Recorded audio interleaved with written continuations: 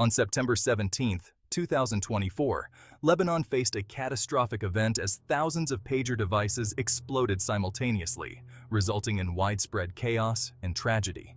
Used by Hezbollah members for secure communication, these pagers detonated after receiving a single text message, leading to over 300 injuries and multiple fatalities. The incident raised serious questions about the safety of communication devices and potential external interference. The Lebanese government declared a state of emergency as hospitals were overwhelmed with victims. Reports suggest that the attack may have been orchestrated by Israeli intelligence, pointing to a sophisticated method of infiltration. This incident highlights the vulnerabilities in Hezbollah's reliance on pagers, a communication tool they turn to after fears of cell phone hacking by adversaries.